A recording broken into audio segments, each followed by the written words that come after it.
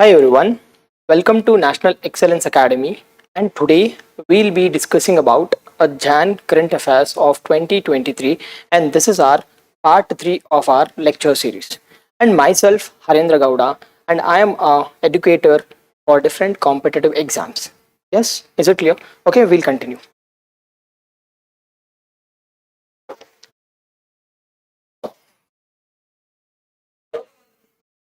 First question.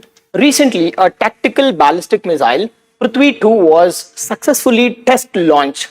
It is a ballistic missile.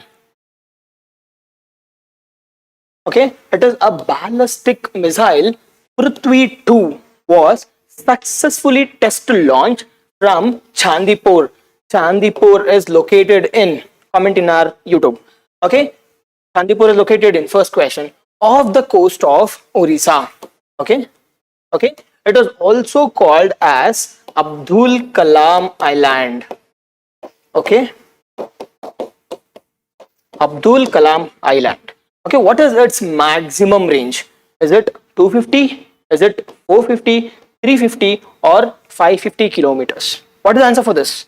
Okay, before knowing this, we will see some basics about Integrated Guided Missile Development Program. It is headed by, again, it is headed by Abdul Kalam. Okay, this project has been conceived in the year 1983 during the period of Indira Gandhi. Yes, is it clear?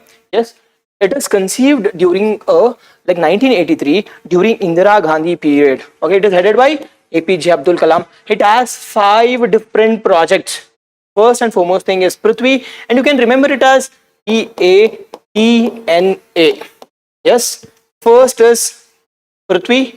It is, you should know this. In the exam, they can ask you the basic questions. Is it surface to air? Is it you can say surface to air or surface to surface?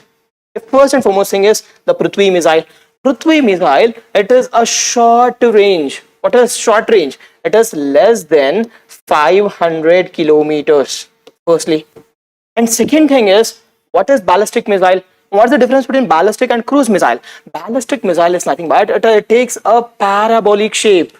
Okay, getting what I'm saying? It is like if I'm launching from surface to surface, like I'll launch from surface and the hit target, okay, hit target will be against surface.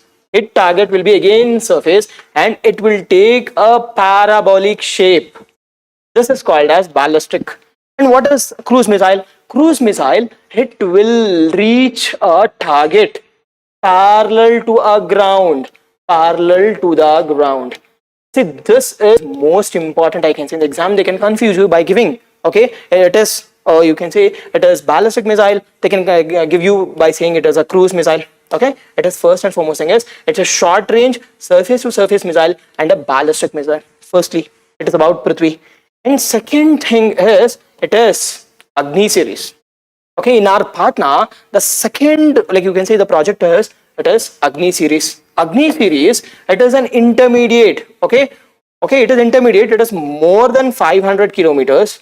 Okay, it is more than 500 kilometers intermediate range. It is again surface to surface missile. Is it clear? Yes, are you following me? Yes. Second, like a second foremost thing is it is intermediate range and surface to surface. And recently we have launched Agni 6. Okay, why Agni 6 is most important is it is a intercontinental ballistic missile. What is this? Okay, we can launch this missiles more than 600 kilometers, I can say. Like we can launch it from one continent to other continent. Yes, are you following me? Hence, this becomes most important. Hence, it is called as intercontinental ballistic missile. Yes, okay, it is our Agni series. And third is the Trishul. Okay, the Trishul is again a short range, low level. Okay, it will move in the low level. It is again a short range, means I've already said you it is less than 500 kilometers. Yes, again this is important. It is not surface to surface, it is surface to air. But this two are surface to surface. One is short range and the other one is the medium range. And if you are talking about Trishul, it is short range and surface to air missile. Yes, is it clear? And the fourth one is, that is Akash. Okay, the fourth, like under this IGMP, is Akash. Again, Akash is medium range surface to air missile. See, this is short and this is medium. See, the exam, this becomes important, and they've asked a number of questions in this, like in this project, because this project has been worked to achieve self-reliance in defense technology, especially with respect to missiles. Yes, okay. And last one is Nag. Nag is an anti-tank missile. Recently, we have launched the third generation fire and forget anti-tank missile, and you should know this. Okay. Yes, is it clear? See, you should know about like IGMP, that is Integrated Guided Missile Development Program. It is under the leadership of Abdul Kalam, which has been conceived in 1983. Yes, it has 5 different projects. The first and foremost thing is the Prithvi, and second is the Agni. Okay, Prithvi is a surface to surface short range, that is less than 500, I can say. And the second one is the Agni series. It is like a medium range. It is again surface to you can say surface. And the third one is Trishul. This Trishul, we have closed this Trishul. Okay, it is not operational now. Trishul. And the fourth one is, it is Akash. Again, it is surface to air ballistic missile. Surface to air ballistic missile. Again, it is a intermediate or the medium range, I can say. Okay, medium range. And the last in the series is, it is which one? It is Nag series. It is an, like we have launched the third generation anti-tank missile. Yes, is it clear? You should know this. And about coming to the Prithvi series. Okay, Prithvi 2 series. Recently, we have launched the Prithvi 2 series. And what is the uniqueness about this Prithvi series? Okay, it is indigenously developed. First and foremost thing, you should know this. First is indigenously developed, and second thing is the nuclear capable missile. It can carry nuclear missiles. This we know already. The Prithvi series is common. It is surface to surface. And third thing is, it has a strike range. Again, we know this. It is short range, less than 500. Okay, we can easily remember it as 350. Okay. Yes. Okay. This is more than sufficient. Okay, it has been launched by DRDO. Where? In the coast of Orissa. Yes, is it clear? See, what is the answer for this? Okay, what is the answer for it? What is the maximum range of Prithvi 2 missile? What is the maximum range? It is 350. The answer for this is C. Yes. Okay. We'll move to the next question. Second question, the 75th Army Day celebration held in. Why this is important again? See, this is most important for this year's. Is it held in Delhi, like in Bengaluru, Srinagar, or in Mumbai? What is the answer for this? Yes. Okay. Recently, we celebrated. Okay. Venice Army Day celebrated. Okay. The first question can be in the exam. They can ask you directly by saying that Army Day is like when is Army Day celebrated? Army Day is celebrated on January 15th. Okay. First thing, when or why? Okay. Okay. First one is why. Why Army Day is being celebrated? Because during this day, on 1949, M. Karyappa, the first Chief Marshal of India, he took the authority from who? From Buchard. The transfer of power, okay? The transfer of power, that's as simple as that. The transfer of power has happened from Buchard to M. Karyappa. Like when? On Jan 15th. Based on this, we are celebrating, okay? We are celebrating the Army Day on Jan 15th. But why this year's, you can say, Army Day is most important? Because this year's Army Day is celebrated in, you can say, Bengaluru. That is on 75th years of Army Day, which is held outside, okay, which is held outside of Delhi for the first time, which is held outside of Delhi in, you can say, in Bengaluru. Okay. you should know this basic things. See, first you should know, see, whenever you are reading about this topic, see, you should know about a few basic things. First thing is, you should know when is Army Day celebrated. As we have as we have known, the first and foremost thing is it is on Jan 15th. Okay, why this Army Day is being celebrated? You should know this. The transfer of power from the Butchard to the Chief Marshal, it is M. Karyappa.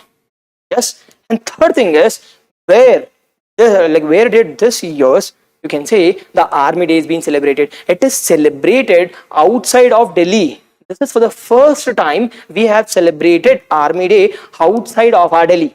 What is the importance of this? You can say this festival or a celebration celebrating outside of our, we can say, Delhi, to give more, you can say, to give more exposure to the people to watch this parade. What this parade is all about? In this parade, they will be, okay, they will be exposing, you can say, different, you can say, equipments, okay, different equipments which were, you can say, which are present in under the control of army. First thing. And second thing is they will be providing different awards, okay, different awards to the soldiers, okay, and this can be watched by people across, you can say, people across India. From this year they will be diversifying this, you can say, this like Army Day parade. Yes, is it clear? At least you should know few points about this. Yes. And what is the answer for this?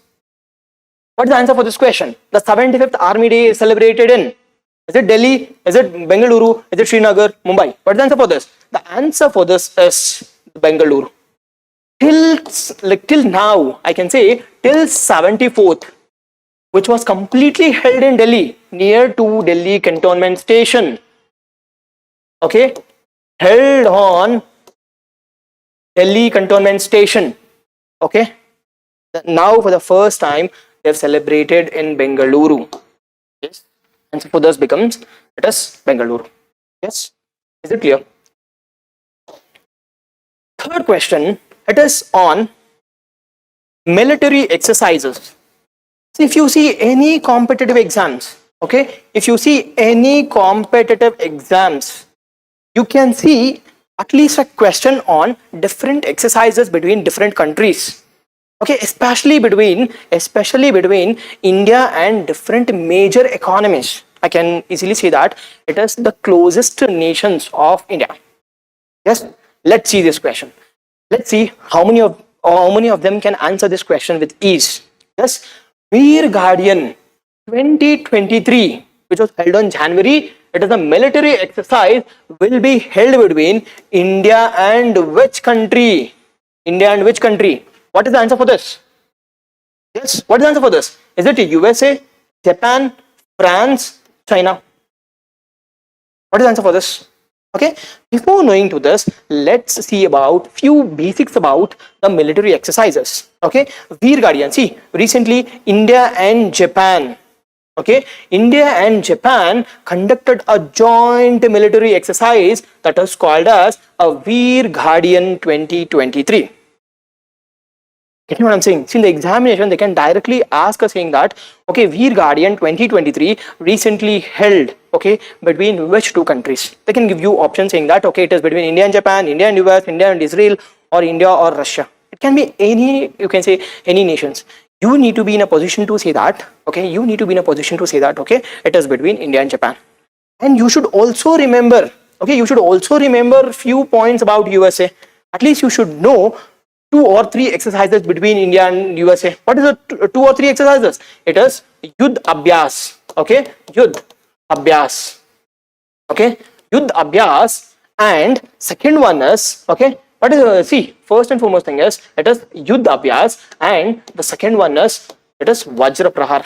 It is between India and US. Okay, and what is the second one? We already saw it as Dharma Guardian. Okay, Dharma Guardian. And the second one is this one, Veer Guardian. Yes. See, whenever you are reading any questions, you should not restrict yourself to the right option. Rather, You should dig different things. And what is the military exercise we have with France? It is Shakti. And what is a military exercise we have with China? Okay, it is hand, hand on hand. Okay, in the exam they can ask you a number of questions from this. Okay, easily they can say that, okay, hand in hand 2023 like military exercise is held between which two countries, and the same things can be, okay, it is with respect to Yuddha Abhyas, or you can talk about the Dharma Guardian or hand in hand. Yes, getting what I'm saying? See, not only this, you need to know few things about a few different countries. See, you should know about the Shakti, it is between India and France. You should know about hand in hand, it is between India and China. You should know Simbex. Okay, you should know Simbex. It is between Singapore, India. It is between Singapore and India military bilateral exercise. Okay, it is bilateral exercise, and we have saw this. It is Dharma Guardian. It is with respect to India and Japan. Shakti. It is between, again, it is with respect to India and France. Garuda Shakti. See, again, it is not Shakti. It is Garuda Shakti. Okay, it is between Indonesia. Okay, nomadic elephant. Again, nomadic elephant. It is with respect to India and Mongolia. I think, see, you should revise few basic things about this military exercises which was held recently, like in India or different countries. Yes, is it clear? At least there will be a question on this military exercises. Yes, see, like we are not selecting the questions randomly. Rather, we are picking up the questions scientifically which can appear in your upcoming examinations. It can be any examination of competitive examinations. Like the topics will for sure will repeat in your exam. Yes, so think of it and make at least few notes which I'm explaining, or at least you should have few or 2 or 3 points about the every question. Yes, okay. In the exam, if I ask about Yuddha Abhyas is related to, okay, yes. If I ask about hand in hand, or you can say nomadic elephant is with respect to which two countries. In the exam, if I ask you about a Shakti exercise is related to, Simbex is related to, like, or else if I say it is like exercise Sampriti is related to which two countries, you should be in a position, okay, to answer this question. Yes, is it clear? Yeah. Next question. Recently Sultan Al Jaber, okay, has been named as the president of COP28. Okay, firstly you should know about what is this COP. Okay, first thing. Second thing, it is a climate summit 2023. It will be held in which of the following countries? Okay, see, all the countries are in West Asia. So you should know the map of West Asia, and you should know the bordering countries. So this region, why this region I'm specifying or stressing much or a lot? Because there will be at least a question in this area. Why? What is the reason? Due to the instability. Okay, instability of region itself. Okay, and second thing is majority of exports are in oil. Okay, due to these two reasons, this region is most important. Even this year also, there was much importance in US. Why? Due to a Turkey, I can say Turkey or Syria earthquake. Turkey plus Syria earthquake. And in the year 2023, this becomes important from environmental point of view. Okay, you know what I'm saying? From environmental point of view, this topic again becomes important. Okay, so what is the answer for this? Is it Saudi Arabia? Is it UAE, Oman, or Qatar? Okay, let's see, before like answering this question, let's see a few basics about what is COP and where did this COP28 come from, okay, and why COP28 becomes important. If firstly we will see about the history. Okay, history of COP. This COP has derived from, you can say, 1992. See, whatever I'm saying, this becomes important for sure from exam point of view. Yes, you should keep noting this point. Yes, like in 1992, there was an Earth Summit. Okay, where did the Earth Summit took place? It is in Rio de Janeiro. Okay, it was held in Rio de Janeiro. Where is it? It is in Brazil. Okay, in this summit, in this Earth Summit, they established, you can say, three conferences. One is UNFCCC. It is United Nations Framework Convention on Climate Change. Yes, see, why am I explaining the basics? Because this is important from environmental point of view. Yes, okay, it is United Nations Framework Convention on Climate Change. And second thing is UNCBD. It is Convention on United Nations Convention on Biological Diversity. Again, this becomes important. And third one is, it is UNCCD. The third one is, it is United Nations Convention on, okay, Convention on Desertification. Yes, you should know this. So it is with respect to climate change, biodiversity, and third one is with respect to desertification. See, COP28 under this, okay, COP28 was established under United Nations Framework Convention on Climate Change. Yes, you should know the basic things. You should know, okay, under this, okay, under this, you should know few basic things. Okay, the important one is, okay, important one is the Paris Agreement. Okay, Paris, okay, Paris climate change. Okay, Paris climate change is most important from UNFCCC. Why? Because under this Paris Agreement, every country voluntarily, or else I can say most of the country voluntarily, they accepted INDCs. That is, you can say, intended nationally determined contributions.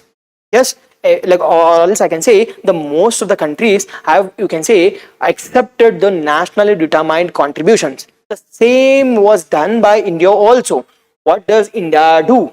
Does India has said that emission intensity we will reduce it by 33 to 35%. Okay, 35% from 2005 level by 2030. Okay, with respect to non-fossil fuels, use of renewable sources. Okay, use of renewable sources, we will use it by 40%, and in later period in 2020, this has been increased to 50%. See, in the exam, they can directly ask that, what is the INDC, that is intended national determined contributions of India with respect to renewable energy? It is 50%. Out of 100%, we need to achieve 50% of our, you can say, energy should come from renewable sources. Firstly, yes, and with respect to, okay, we updated it from 33 to, we have updated it to 45%. Yes, emission intensity, we need to decrease it to 45% out of 100% from 2005 level by 2030 as a target. Yes, is it clear? The last criteria is the carbon sink. Okay, we have set to the, you can say, COP. Okay, it is conference of parties that we will increase our carbon stock. Okay, carbon sink is nothing but absorption. Okay, absorption of CO2. Okay, absorption of CO2. Absorption of CO2 can be naturally also, by, you can say, by planting different plants or trees. And the second thing is with respect to artificial methods or the technological methods. By technological methods also, we can decrease the carbon or the CO2 content present in atmosphere. And the target is 2.5 to 3 billion tons by 2030. Yes, is it clear? So this, I can say, is most important. See, from this topic, I'll just give you a revision. Yes, the first and foremost thing is, it is 1992. The 1992 is also called as an Earth Summit. First thing. Okay, it is held in Rio de Janeiro in Brazil. And the third one is, okay, and the third important thing is, we established the three, you can say, institutions or conferences, the sister conferences. The three sister conferences are, first and foremost thing is UNFCCC. It is United Nations Framework Convention on Climate Change, and the second one is United Nations, you can say, Convention on Biological Diversity. Yes, it is UNCBD. And the third one is it is United Nations Framework Convention on, you can say desertification. It is UNCCD, conserving desertification. Yes, is it clear? This is most important. And when you are talking about UNFCCC, okay, this Paris Agreement becomes important, and INDC, updated INDC targets of India is most important, I can say. And the last target in this is, okay, and the last target in this is India has announced that we will achieve a net zero by which year? Okay, by which year? Can you guys answer? What is the answer for this? By which year will India achieve a net zero? What is net zero? Okay, what is net zero? Positive, okay, and negative should be equal. Okay, what is positive and negative? The absorption and release should be equal. Is it clear what I'm saying? Yes, it is. See, it is the absorption plus the emission. Absorption, okay, it can be different ways, by natural as well as artificial, and the second one is with respect to emission from different industries or different, you can say, different sectors. Okay, it should be balanced, and that is called as net zero. What is the target for this? It is net zero by, you can say, 2070. So this is most important. Okay, in the exam they can ask you this question. India will achieve a net zero by which year? Yes, it is by 2070. And next question is, okay, last COP was held in, you can say, November. Okay, November to December 2022.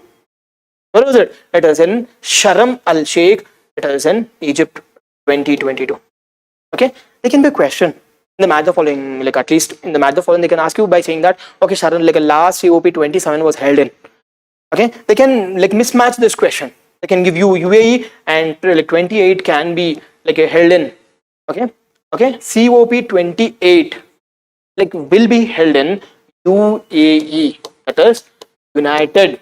Okay, it is United Arab Emirates. Okay. See, at least you should know like a few points, at least 5 to 10 points on this climate agreements or international committees or international organizations, and you can expect a question in this. Yes, is it clear? And what is the answer for this? Okay, COP 28 will be held in. It will be held in UAE. Yes, we are not only discussing, okay, the right option, rather we are teaching you the basic part. Okay, we are teaching you the basic parts so that it will cover comprehensively. In case in the examination, like if they ask you like any question, okay, in and around the areas, you will be in a position to answer that question. Yes or no? Yes. If that is right, please give a thumbs up or a comment. Yes. Okay, we'll continue. Okay, recently, which of the following organizations released the global risk report of 2023?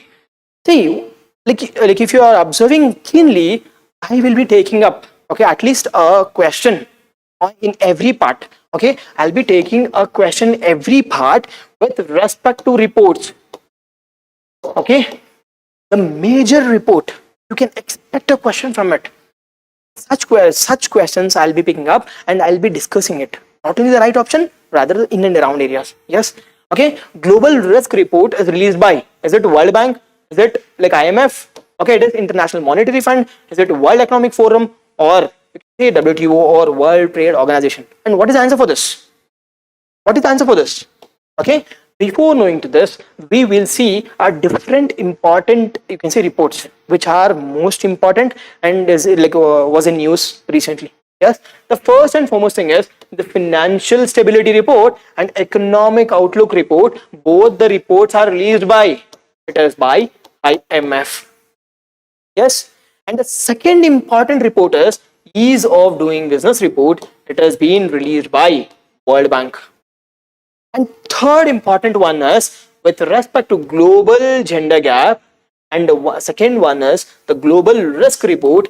These two reports are released by World Economic Forum. Okay, getting what I'm saying?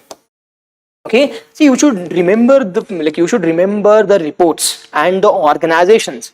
In the exam, they will ask you, okay, is a global financial report is released by, global risk report is released by, global gender gap report is released by, ease of doing business report is released by. Yes, and you should know the rankings. Okay, if the rankings are poor or if the rankings are higher, you should be in a position to answer these questions. Yes, okay, and the last one is this two, with respect to trade report and trade statistic report. Both reports are released by, it is World Trade Organization. Yes, is it clear?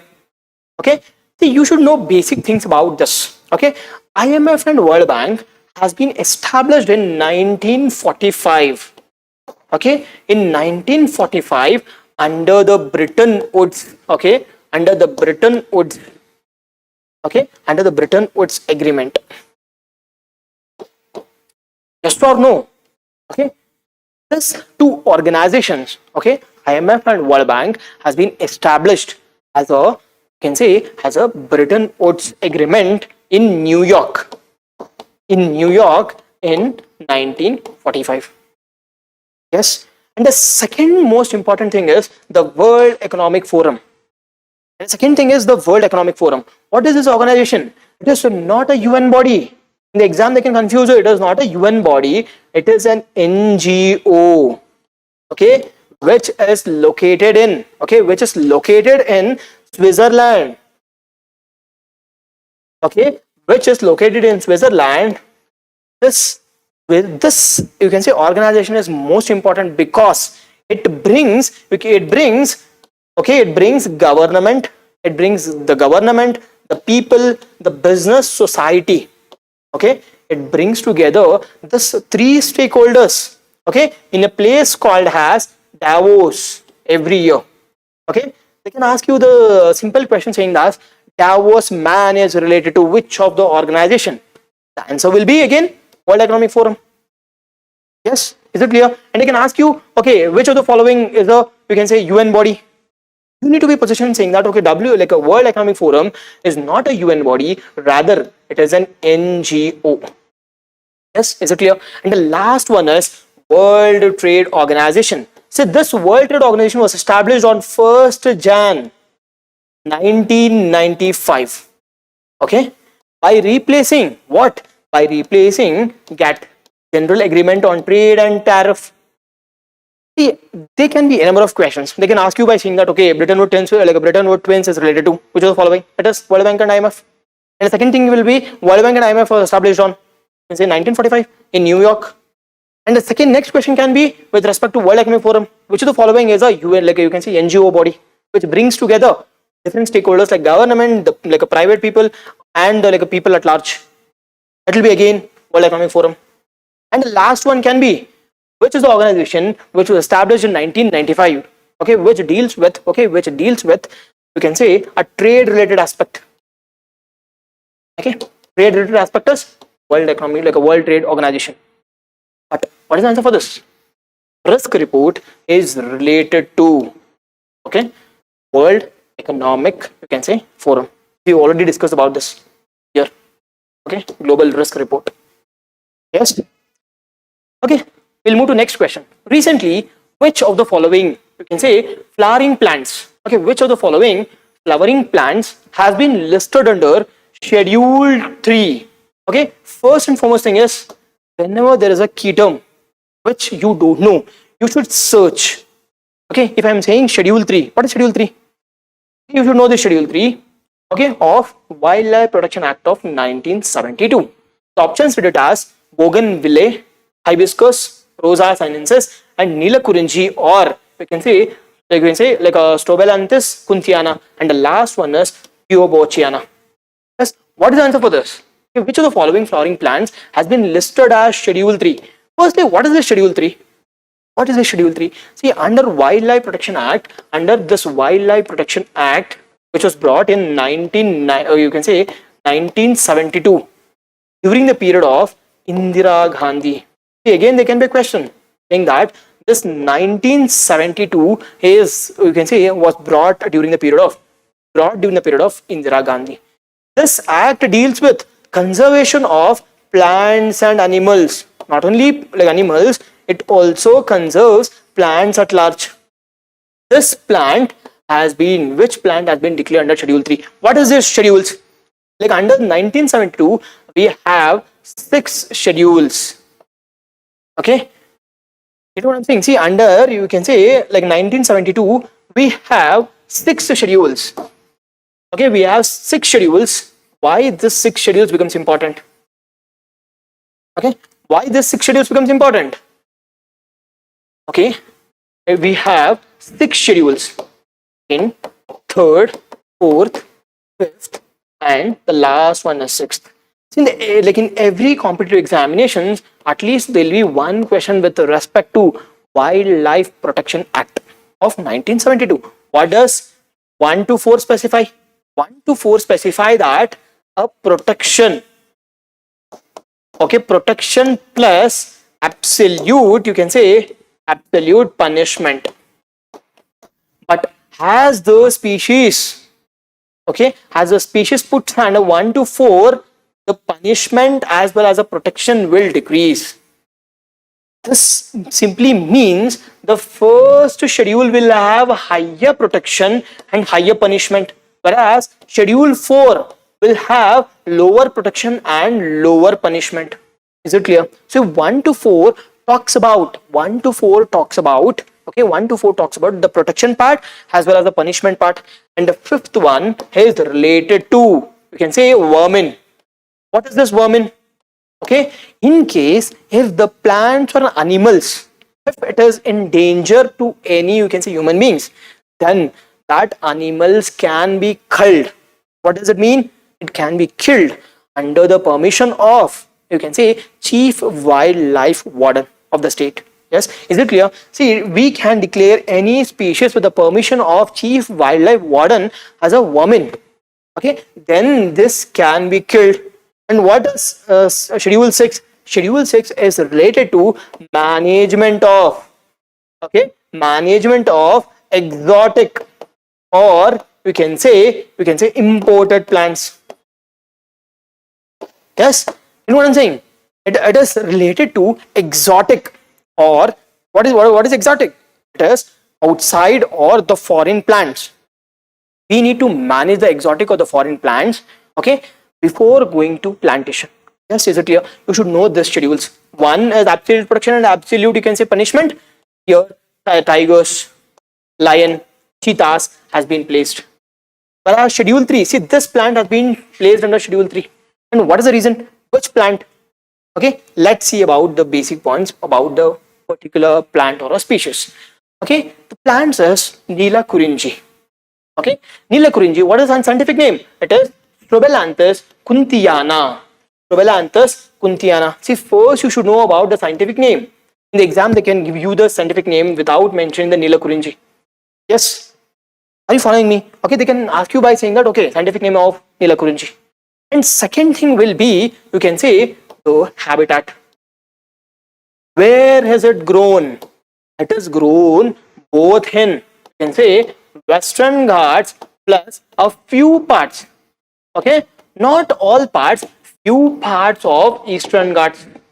Yes, okay, few Western Ghats plus, okay, in Western Ghats, most of the Western Ghats, the southern part, most of Western Ghats, especially in the southern part of Southern Ghat, southern part of southern, you can say, southern like Western Ghats, starting from Karnataka, Kerala and Tamil Nadu. Karnataka, Kerala and Tamil Nadu.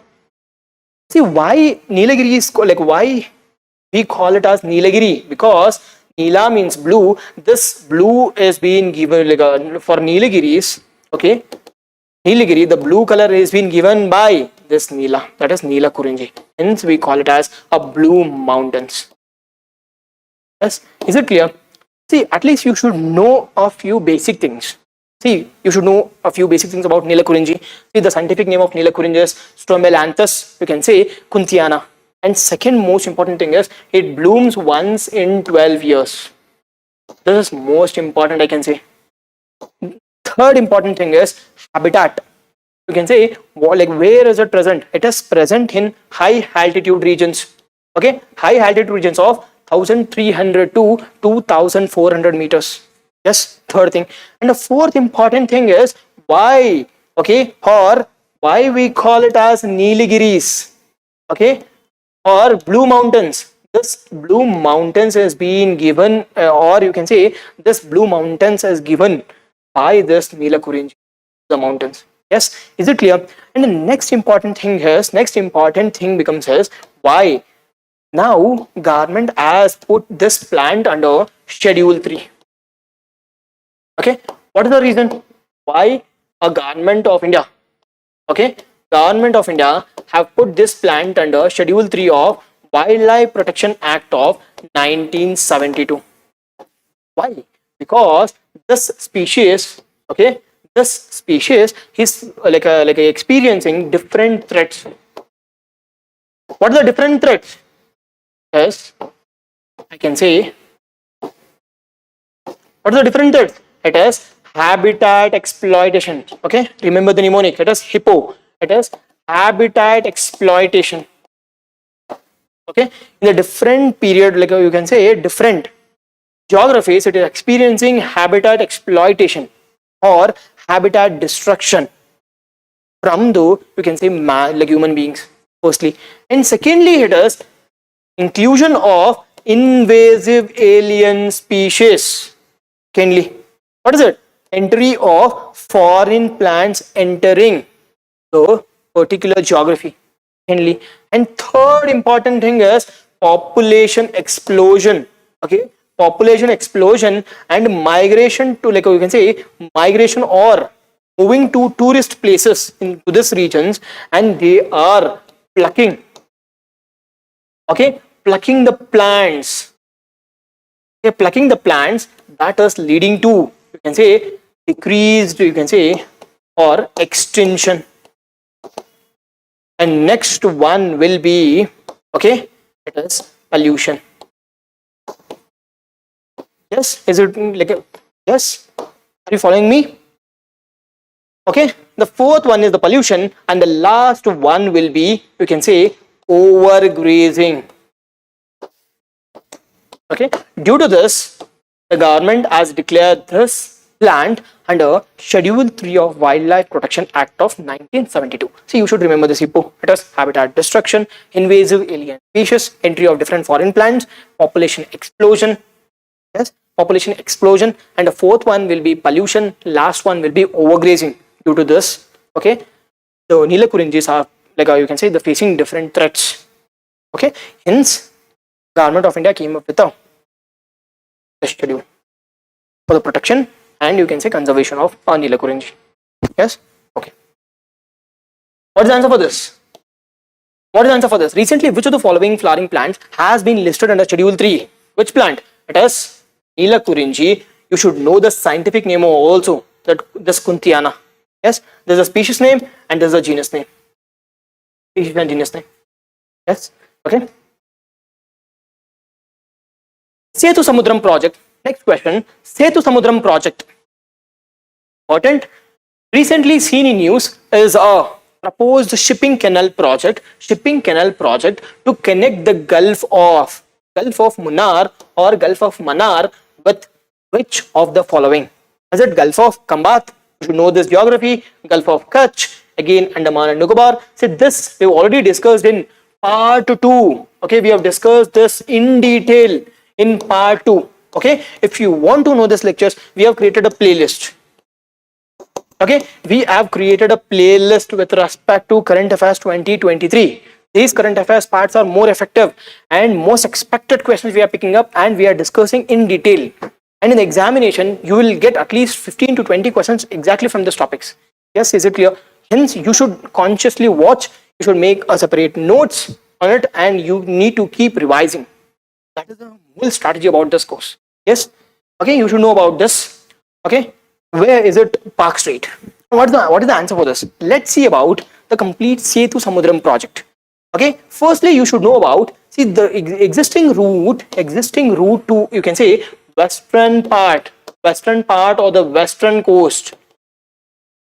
Okay, western coast of India. See, if you take this part, western coast, this is western coast, and this is an eastern coast. Okay, eastern coast, east coast. If you want to move from west coast to east coast, you need to move from, okay, like by, you can say, by surrounding south, you can say, Sri Lanka. And in the first lecture we have already thought about this Colombo port, Hambantota port also. Okay, you know what I'm saying? You need to keep revising. Okay, next one. See, why, sir, why can't we pass through this? That the distance will decrease, right? Because we have a Ram Setu, or you can say Pamban bridge. Okay, it's also called as Ram Setu, or you can say Pamban. Okay, Pamban bridge. Okay, hence due to this only we are not able to, you can say, pass through this. Now the government of India came up with a proposal saying that like under Setu Samudram we will cut the, you can say, Rama Setu, and so that we can decrease our distance,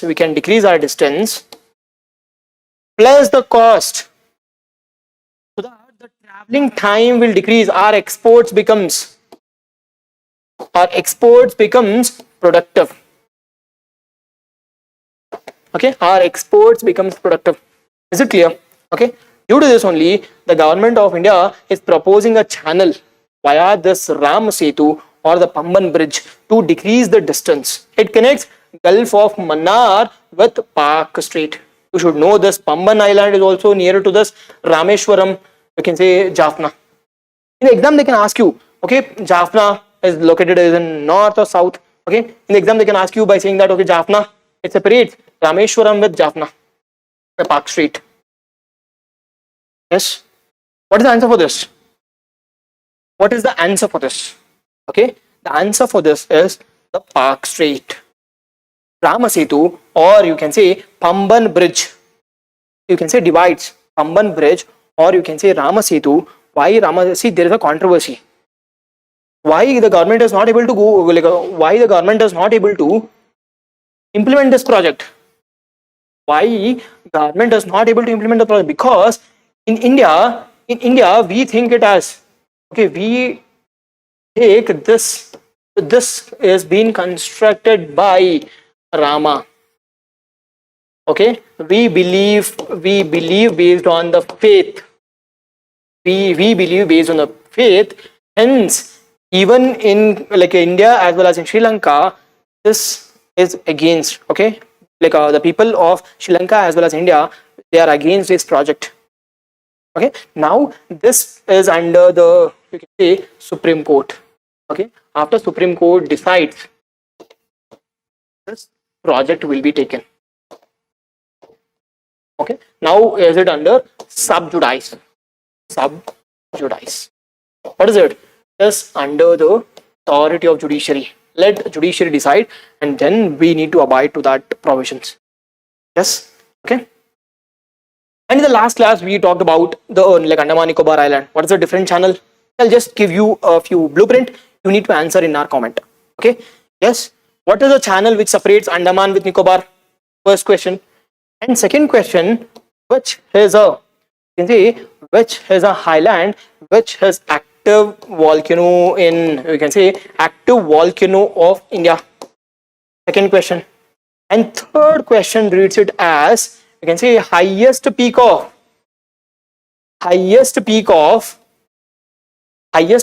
Andaman and Nicobar. Okay, if you are following my lectures, you will be in a position to answer these three questions. If you know the right option, you give a thumbs up, or you comment in our comment section, so that the other persons will also get revised. Yes. Okay, the separation between Andaman and Nicobar Island, so you can say the active volcano of India, the highest peak of Andaman and Nicobar. Yes, and even you should know about the lowest, you can say, southern peak of Andaman and Nicobar. Okay, and the fifth one is, it is nearest to nearest to which country? Okay, comment. One who comment rightly this 5 questions, we will give you you can say a compliment. Yes. What's the answer for this? It is Park Strait. And you should know about Gulf of Kambat. What is Gulf of Kambat? Where is it located? And you should know about the Gulf of Kutch. If you take it as a Gujarat coast, okay, this is Gulf of Kutch, okay, this is Gulf of Kutch, and this is Gulf of Kambat. This is nearest to Gujarat. This is on the coast of Gujarat and Maharashtra. Yes.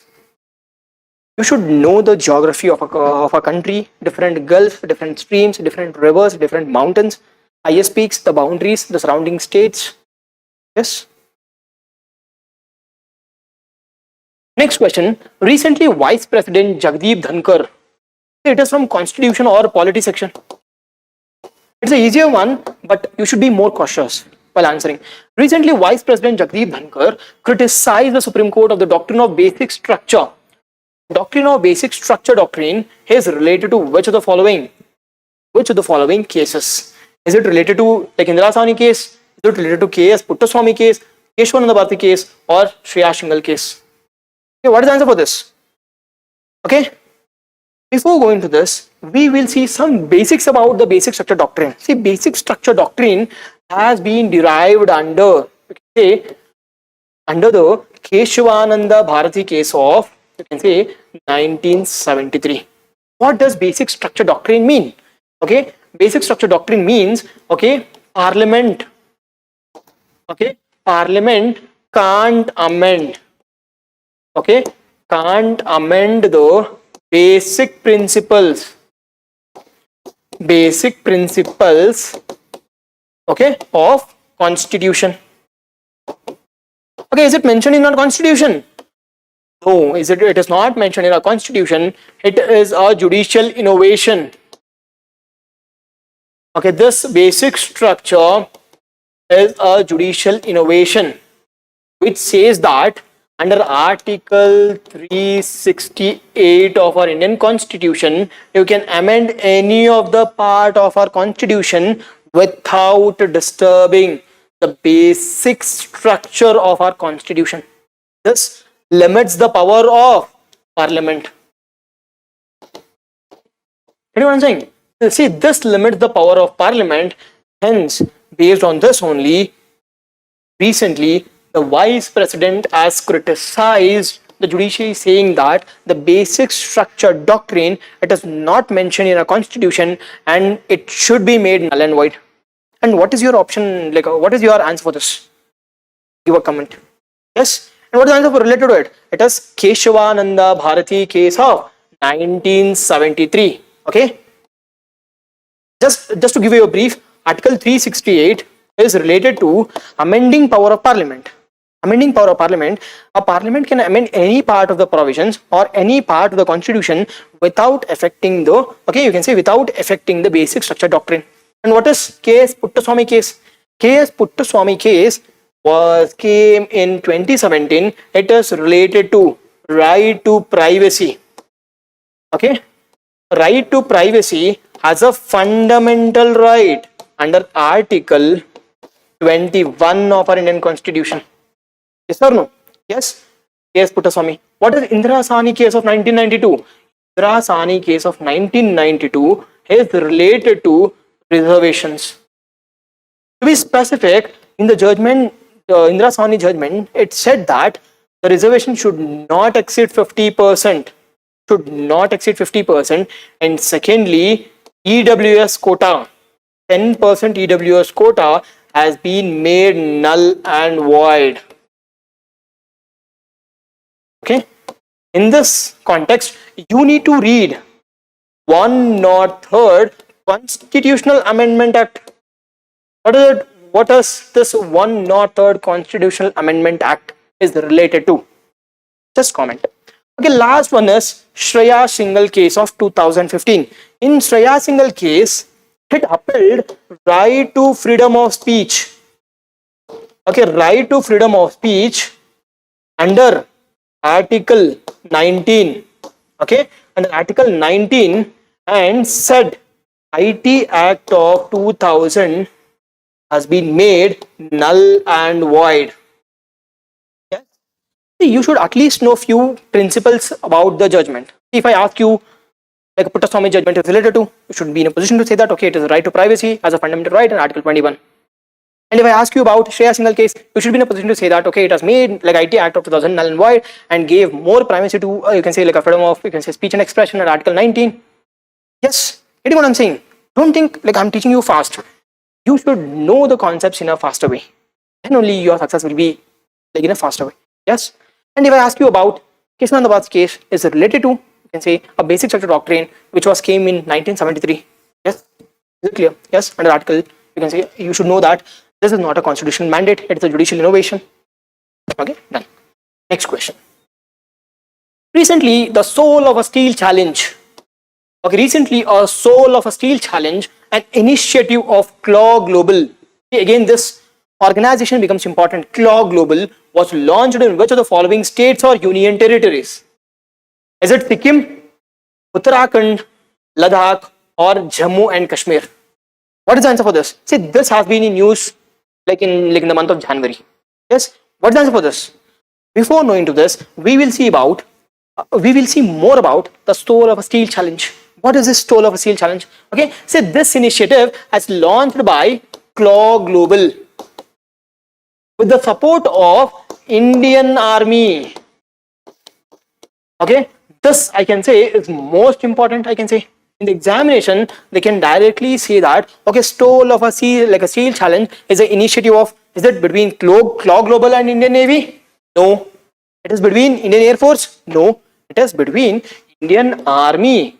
They are just supporting this Claw Global. First thing.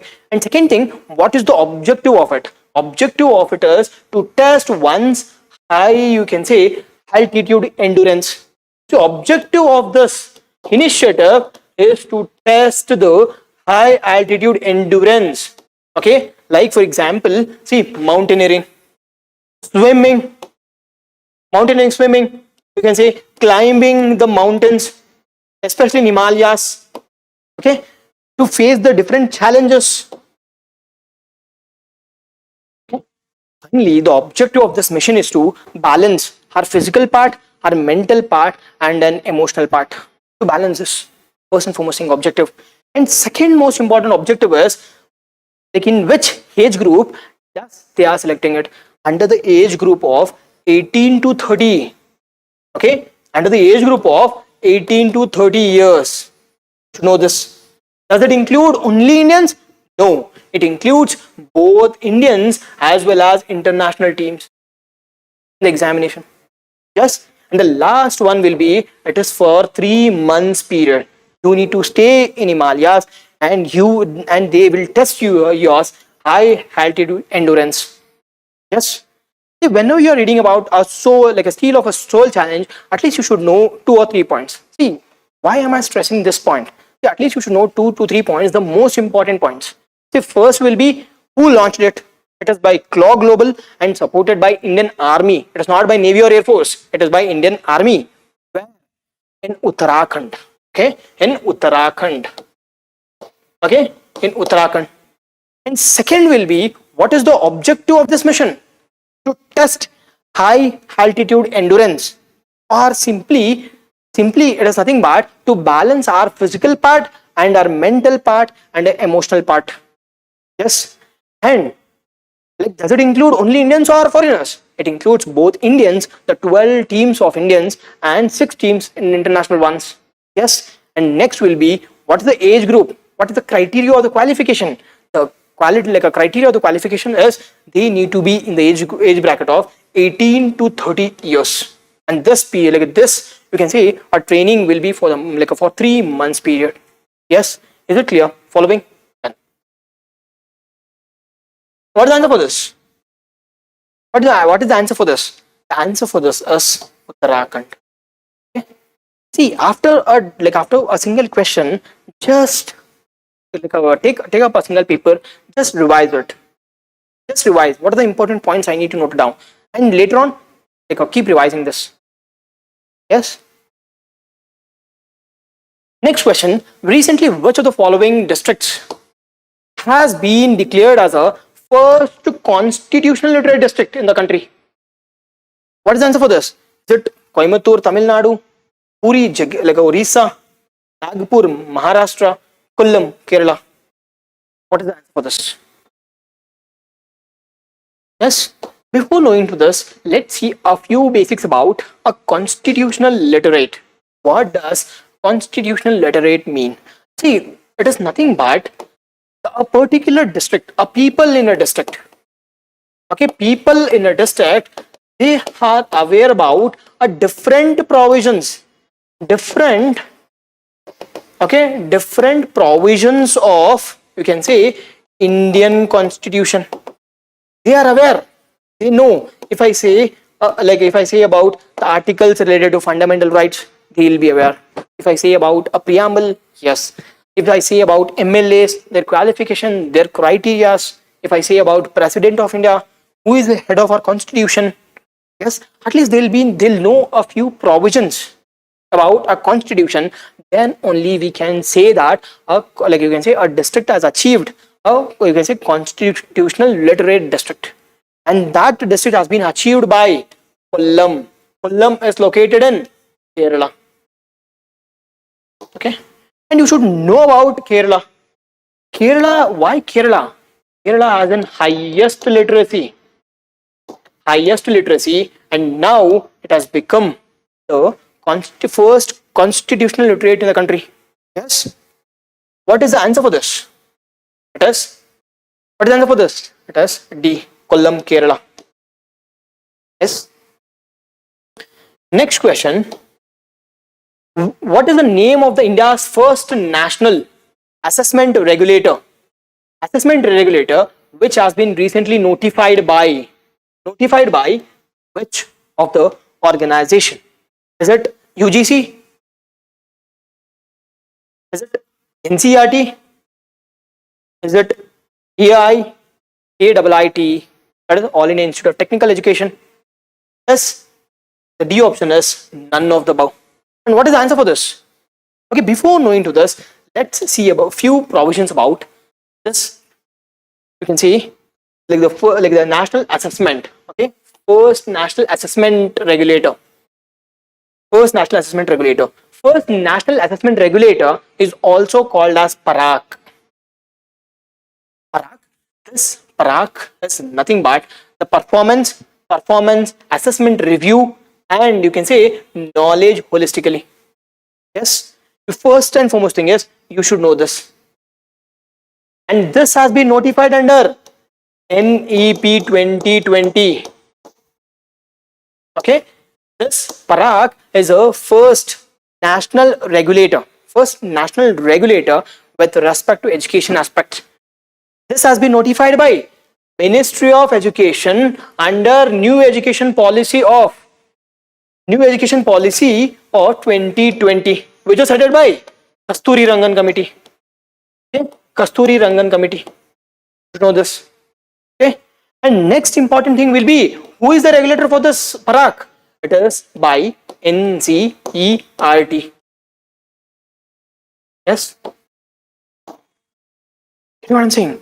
See, firstly, you should know about this provisions has been declared by Ministry of Education. See, from HRD, the ministry has been renamed to Ministry of Education. First one, and second one is it has been notified under National Education Policy of 2020, which was headed by Kasturi Rangan. See, this is second one, and this Kasturi Rangan Committee.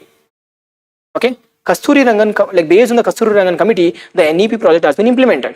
Okay, after this you can say a single window. I can say a single window National Assessment Regulator. National Assessment Regulator called PARAC has been established under National, like you can say, Education Policy, and they have given authority to NCERT. Yes, is it clear? See, we are establishing a single window or a single organization to assess uniformly all over the country, so that education becomes uniform and holistic. Okay, holistic, but applying it to the 21st century, we can say, our students. Yes, is it clear? And what is the answer for this? Okay, the answer for this becomes, it is NCERT. Everyone saying it has become the India's first national assessment regulator as a single window regulator. Okay, single window regulator. It will achieve uniformity. It will achieve uniformity in regulation, and it will ease the process. It will ease the process. Yes or no? You should know about PARAK, performance. We can say like a review and knowledge holistically. Performance, assessment, review, like a knowledge holistically. Yes, you should know this. See, whenever, if I like in the examination, if I ask you about PARAK is related to, it's the National Assessment Regulator. Who is the National Assessment Regulator? It is again NCERT. It has been notified by which ministry? It is by Ministry of Education, not HRD. Yes, under NEP or like you can say National Education Policy of 2020, headed by Kasturirangan Committee. Yes, is it clear? At least you should know like a few points. Next question. Recently, the Annual Survey of Education report, that is ESSER report 2022. Okay, this is the 17th report. This is the 17th report which has been released. Okay, which has been released by which of the following organization? Is it NCERT? Is it like a Teach for India, or Pratham, or Niti Aayog? What is the answer for this? This like ESSER report is most important, I can say. Okay, ESSER report. See, ESSER report, it's a 17th report. It is released by Pratham NGO. Okay, it is not a governmental body, it is an NGO which is based in Mysore. Okay, or Mysuru. Okay. Okay, which is based in Mysuru. Okay, it's an NGO which will take household survey. Household based survey. It is like household based survey, not, you can say, school based survey. Yes, see, first you should know it is released by Pratham NGO, it is a Mysore based, and second thing is household and not school based, and third important thing is it takes assessment only in rural areas. Okay, not in urban. Under the age group of 5 to, you can say, 16 years. Yes or no? Yes, you should know this. And what is the and you need to know about a few things about, okay, what is this assessment is all about, and what is the few things about this ESSER 2022. According to this ESSER report, you can say first and foremost thing is like you can say attendance in schools plus enrollment. You can say enrollment has increased from 97.8 to 98.2%. Is it clear? The first and foremost thing is the enrollment ratio among the schools has increased, firstly. And second important thing is enrollment in public or the government schools has also increased. The second thing. And third important thing is infrastructure with respect to toilet for girls, with respect to libraries, with respect to playgrounds has also increased. Third important thing. And fourth important thing is attendance of teachers. Attendance of teachers has increased.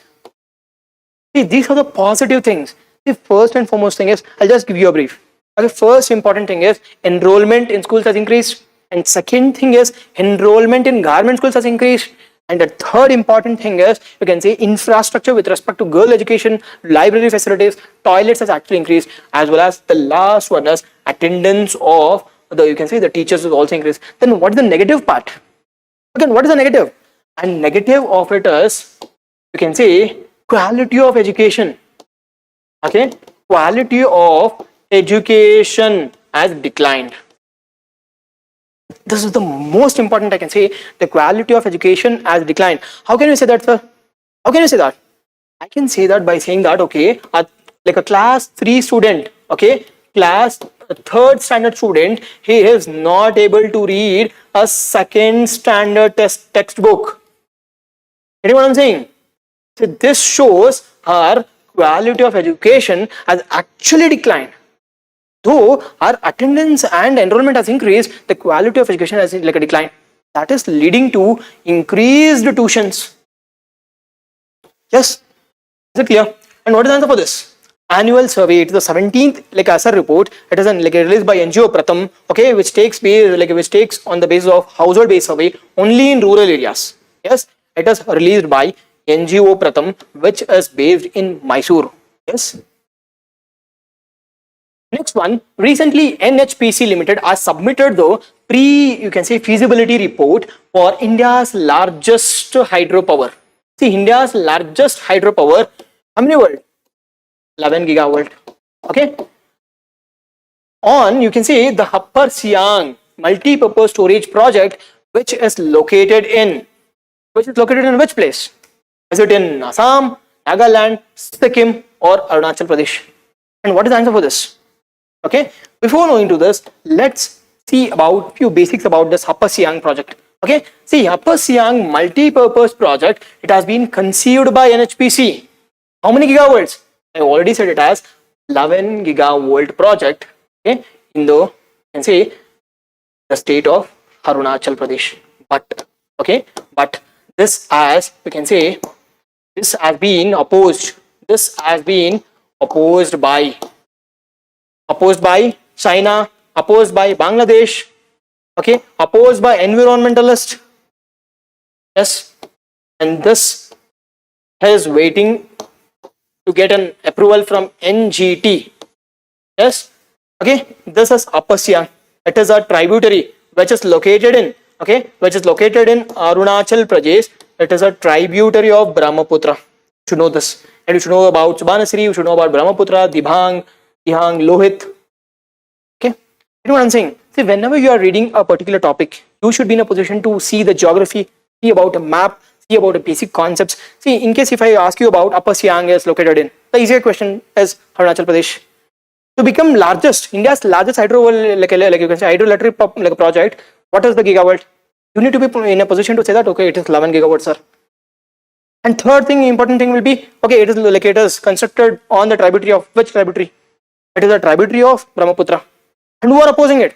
It is being majorly opposed by Brahmaputra, or you can say Brahmaputra, running rivers from Bangladesh, from China, and even from environmentalists. And why are we constructing in Northeast the largest hydropower? That is because this Northeast has highest potential of hydroelectricity. Yes, is it clear? Hope you all enjoyed my class. Okay, hope you all enjoyed my class, and at last, give a thumbs up if you like our initiative. Please subscribe to our initiative. Thank you.